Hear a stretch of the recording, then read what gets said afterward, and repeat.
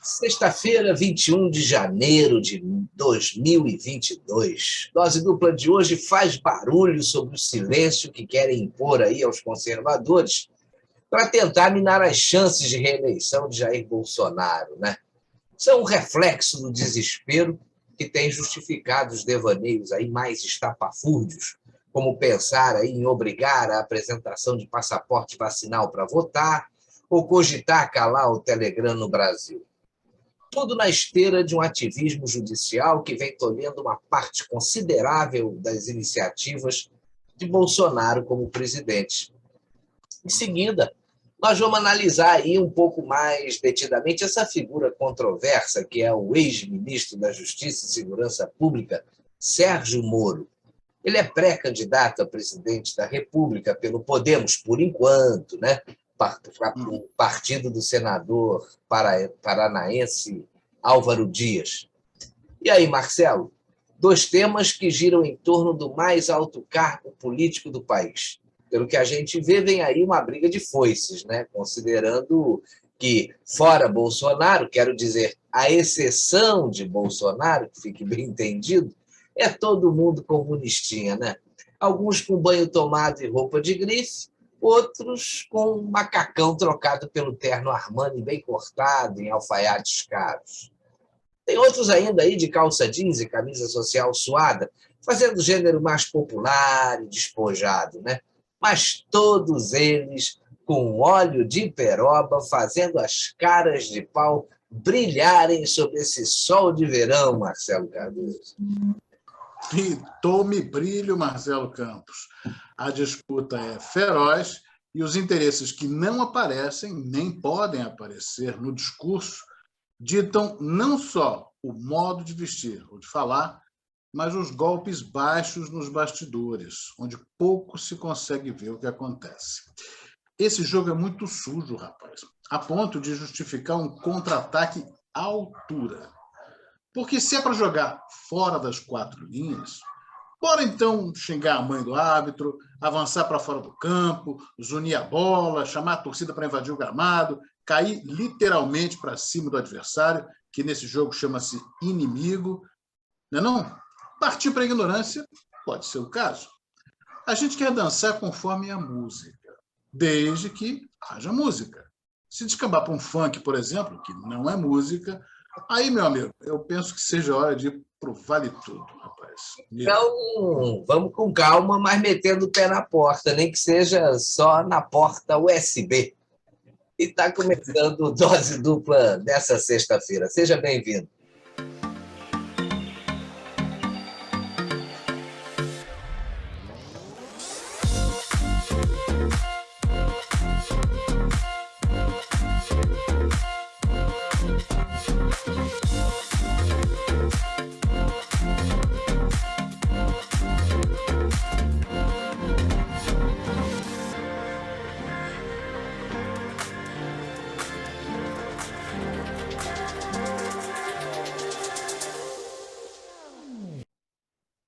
Nós estamos vivendo há quase 2 anos uma conjunção de fatores bastante daninha para o Brasil.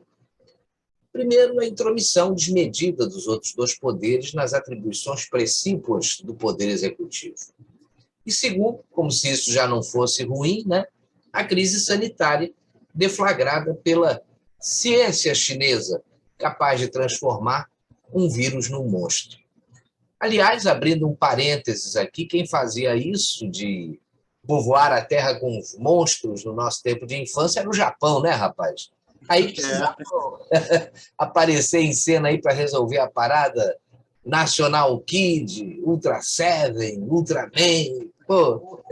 Mas, pois é, mas voltando à realidade do século XXI, no primeiro aspecto, o Poder Judiciário, mais especificamente o STF, tem se prestado ao papel de ombro amigo, sobre o qual as carpideiras aí da oposição choram sua derrota nas eleições de 2018, fazendo de tudo para tentar desfazer o que o presidente Bolsonaro faz, né? Isso nem esperou aí a fraudemia, já começou em 1º de janeiro de 2019. Eu diria, inclusive, na posse, né? Aquela atitude da ministra Rosa Weber de presentear o Bolsonaro com um exemplar da Constituição foi ali uma verdadeira afronta, Mas é o uma mínimo, né? pena absurda, né? A ministra ousou presumir que o chefe do executivo fosse atropelar a Carta Magna. Só que o tempo mostrou que os prostituintes do texto constitucional viriam a ser os seus próprios guardiães. Quem diria, né? Pois é, Marcelo. Reformas não deixadas fazer, melhor dizendo, medidas provisórias deixadas caducar, incontáveis questionamentos contra decisões rotineiras e atos que são atribuições da função presidencial, levados ao STF com o intuito de criar caso e impedir o aperfeiçoamento do Estado, né? Muitos progressos poderiam ter sido obtidos na administração do país se não fosse essa ação mesquinha e, eu diria mais, criminosa de deputados, senadores e ministros da Corte Suprema. E aí, Marcelo, com 1 ano e 1 trimestre de mandato, né, vem a porrada do caboclo tranca-rua, né, que baixou nos Tedros Adhanom, o diretor-geral da OMS, aí acabou incorporado por homens públicos em nome da profanada saúde do povo, né? Fica em casa e a economia a gente vê depois, né? O mantra da mídia, um veneno aí cujo gosto muita gente da própria mídia hoje desempregada está sendo obrigada a provar, né? Era para ter levado o país aí à desgraça econômica. Mas eu acho que a ação competente do governo impediu aí que esse plano desse certo e frustrou aí toda essa turma esquerdopata, né? Eles são aquele grupo que, dentro de uma aeronave e não gostando do piloto, torce porque o avião caia. A burrice tem lá suas vicissitudes, né, Marcelo? Se tem. E tem também seus exageros, né, que os iluministros da grande casa de tolerância da Praça dos Três Poderes têm o poder de tornar reais. Veja você, aliás, você já viu, até comentou aqui no canal, que os jornalistas que dizem o que querem, alguns até o que não querem, né, o que podem e o que não podem, foram pela pista expressa, é claro, aos homens de preto reclamar de assédio judicial, né, do presidente da República. Tudo porque Bolsonaro, para se defender desses ataques, buscou o meio correto e legal de fazê-lo, dentro da lei, processando seus detratores. Em outros tempos, quando havia harmonia entre os poderes, lembra? E Brasília era um pouco mais terra sem lei do que é hoje, o presidente da República cooptava essa galera, comprando a moderação do verbo com a verba, a publicitária, ou até com puxões de orelha e editores-chefes nas situações mais delicadas, né?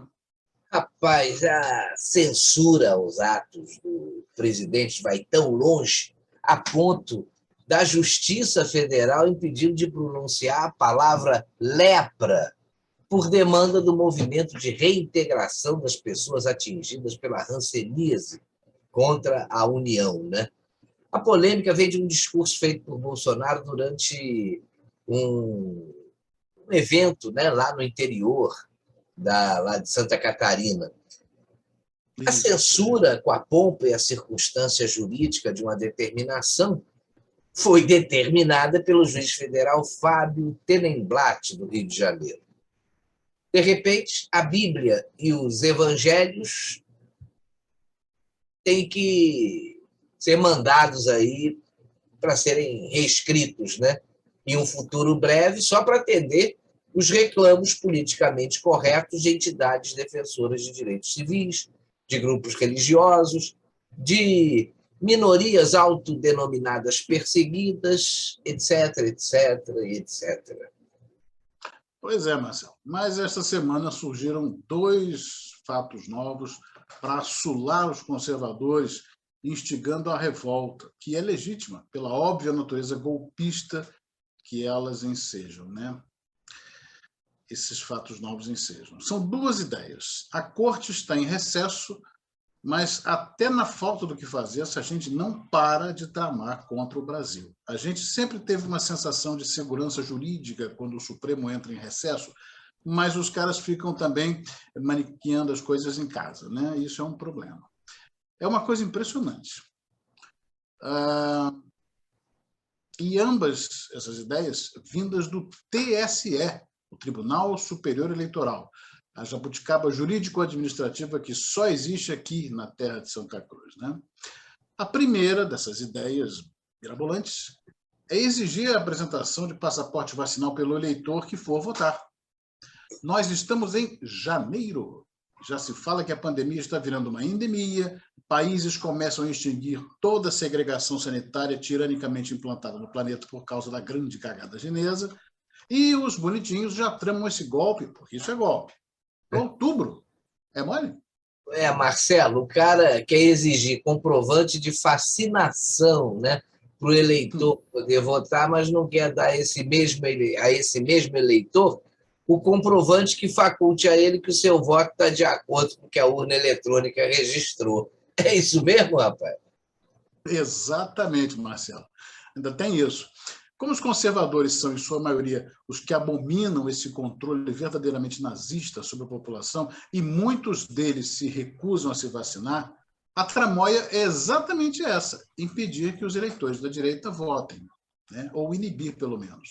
Agora, imagine isso, uma corte eleitoral criando dificuldade para que as eleições sejam limpas. Pois é, rapaz, mas já armaram contra o voto auditável meses atrás, aliciando aí parlamentares com peculiar poder de persuasão, né, que nossas excelências têm. E talvez não faltasse, de fato, mais nada, né? Só que eu li também sobre essa questão do Telegram, a rede social que teve uma considerável alavancada aí, em termos de preferência de público, né, com a tentativa de se criarem regras draconianas para o WhatsApp, pelo Facebook, né, que comprou o app há alguns anos.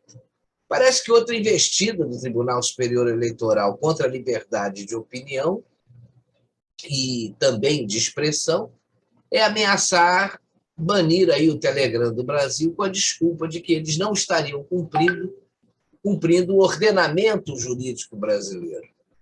Essa novela começou com um ofício do iluministro Barroso para que o Telegram se colocasse disponível para discutir possíveis formas aí de cooperação sobre o combate à desinformação.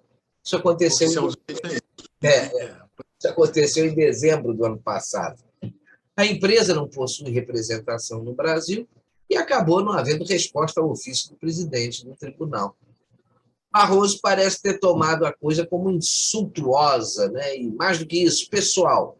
Daí, dentro do espírito do tal programa de enfrentamento à desinformação na Justiça Eleitoral, tornado, melhor dizendo, permanente em 2021, a represália pela indiferença vem sendo urdida na forma de banimento do aplicativo em território nacional. Literalmente o Telegram defecou e se deslocou para com o ministro, né? O problema é que é só coincidência, né? Que um grande público conservador tenha migrado para o Telegram, não somente aqui, mas no mundo inteiro, depois de inúmeros casos de censura a postagens de simpatizantes de direita e escárnios, como, por exemplo, a supressão sumária das contas de Donald Trump do Facebook e do WhatsApp. Coincidência também que a nova ministra do TSE, que pergunta se não devemos proibir o Telegram no Brasil.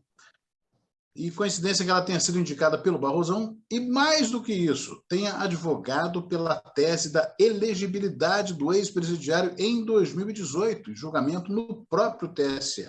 Mas claro que tudo uma correção é que você citou que ela é a nova ministra do STF, mas ela é a nova ministra do Superior Tribunal de Justiça. Obrigado pela eleitoral. Falha nossa. Pois é. Mas isso tudo, claro, é só coincidência, uma conjunção astral bastante desfavorável, pelo visto. Graças a Deus é só do TSE, né?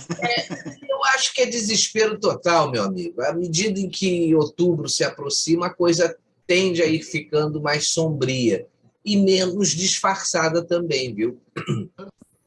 Você vê que Eu digo mais, com um vocabulário comum incorporando novos e novos sinônimos para a censura. Por exemplo, resguardo da democracia, combate à desinformação, garantia da liberdade de expressão. Esse pessoal é mestre na criatividade. É o que eu chamo de malabarismo semântico. A imprensa também adora isso. Agora, é muito triste, rapaz. Como triste foi também virar o ano com um preso político trancafiado, sem acusação formal pelo crime cometido, em flagrante estupro das normas legais. A palavra é essa.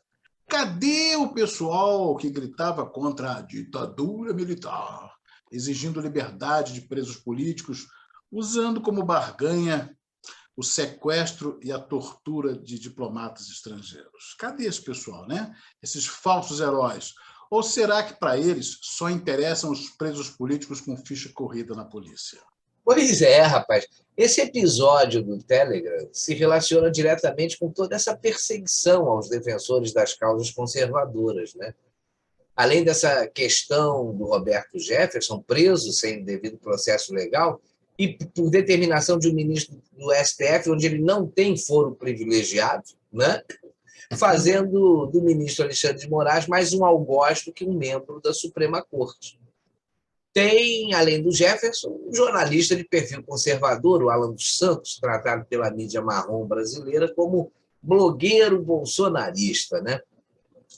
Agora, a indiferença da Interpol para a determinação do Moraes e outra indiferença semelhante do Telegram para o convite de Luiz Roberto Barroso, aí estão contribuindo para a crescente desmoralização do STF e o desgaste aí irreversível da imagem dos seus membros, concorda? Pois é, cara. Esses caras se acham deuses, criaturas acima de todas as demais, acima de tudo e de todos, inatingíveis, todo-poderosos. Mas um dia a casa cai. É verdade. Deus nos proteja e guarde o nosso Brasil, né?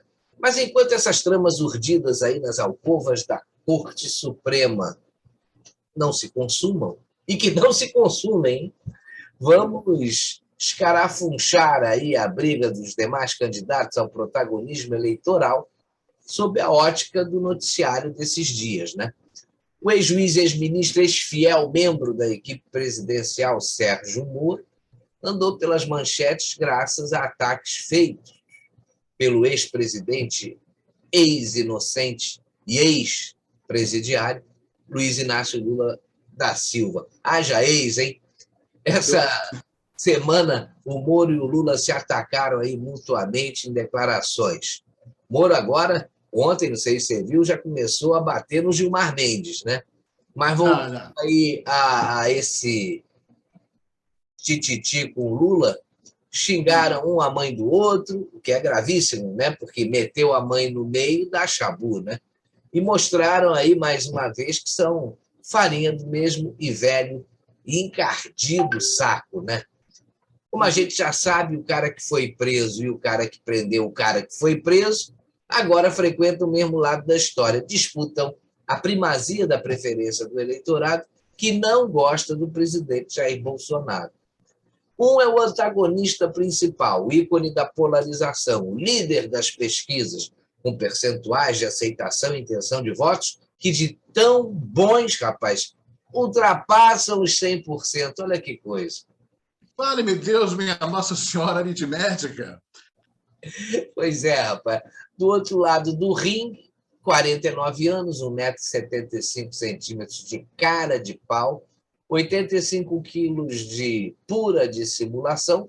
Tem aí o Sérgio Iscariotes Moro, como o chama carinhosamente, só não entendo por quê, o Cláudio Lessa, lá do CL News. Grande Cláudio Lessa. O Moro, desde que foi catapultado à condição de candidato, tenta convencer que encarna tal terceira via, nem Lula nem Bolsonaro. Aliás, eu nem sei qual foi a catapulta que pariu o nome dele, mas, enfim, está aí por hora, enquanto a candidatura se sustenta. Nessa terça-feira, Sérgio Moro deu entrevista ao Jornal da Manhã, da Jovem Pan News, né? e disse que considera que o Brasil não corre risco de ter Bolsonaro e Lula no hipotético segundo turno este ano. Diz ele: nem quero pensar em mais 4 anos de Bolsonaro ou Lula. Seria tão trágico. Completando ainda que, abre aspas, são governos que estão comprometidos com modelos de corrupção, fecha aspas, esquecendo-se, aparentemente, de que foi ministro da Justiça e Segurança Pública de Jair Bolsonaro. Aliás, a sua saída intempestiva do governo, após o episódio aquele da divulgação do vídeo da reunião presidencial, que era privada, e da sua entrevista coletiva, dão o tom do caráter do moço. Memória curta tem essa gente, hein, Marcelo? Curtíssima, Marcelo. Foi Moro que, enquanto ministro, se omitiu acerca da retomada das investigações do atentado lá de Juiz de Fora, com toda a investida que Bolsonaro fez para que ele, como titular da Justiça, reabrisse o caso para uma apuração mais profunda. Por sinal de que o assunto carece aí até hoje, né? Foi ele também que não se importou com as intimidações a cidadãos por todo o país na sanha do fique em casa e do esteja preso se sair para a praça ou para a praia, né?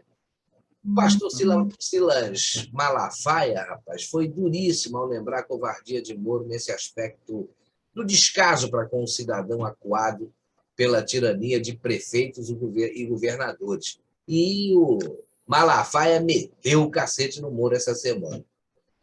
Pois é. Você vê que é cada vez mais patente que Sérgio Moro deu um tiro no pé ao trair a confiança de Bolsonaro. E, em última análise, do país, a confiança dos brasileiros. Bonecos dele foram vendidos a rodo nas manifestações de rua dos conservadores, como um ícone da causa da moralização e do combate à corrupção. O cara decepcionou e não foi pouco.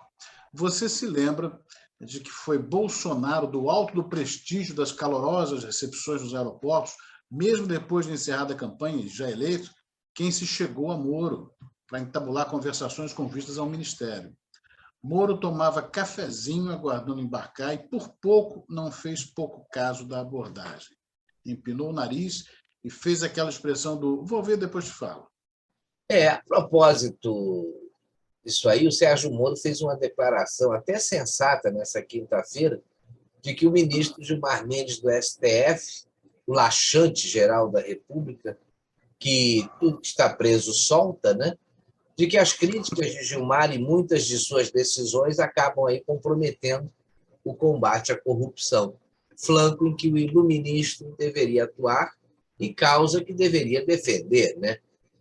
Em entrevista ao jornalista Felipe Moura Brasil, a crítica do ex-ministro a decisões da Suprema Corte nos restringiu aí a Gilmar Mendes, respingou também em outros membros do tribunal.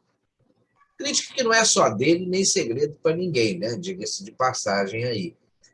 Mas o debate no âmbito da disputa presidencial se incendiou também essa semana com uma dessas tiradas aí boquirrotas do Lula, né? Na quarta-feira, o ex-presidiário concedeu entrevista coletiva apenas para veículos independentes e para o PT. Ao responder a uma das indagações, o ex-inocente, né, ele disparou: eu, graças a Deus, consegui desmontar o canalha que foi o Moro no julgamento dos meus processos, o Deltan Dallagnol e as fake news contra mim. Moro não deixou barato, né? Disse que canalha é quem roubou o povo brasileiro durante anos e quem usou aí o nosso dinheiro para financiar ditaduras. E quadrilha é o nome do grupo que fez isso, colocado por você, Lula, na Petrobras. Você será derrotado, disse o Moro, né? Só ofende, pois não tem como explicar a corrupção no seu governo, completou aí o Sérgio Moro. Pois é, outra figura que ressurgiu do ostracismo nessa campanha também foi o ex-ministro do STF, Joaquim Barbosa, né?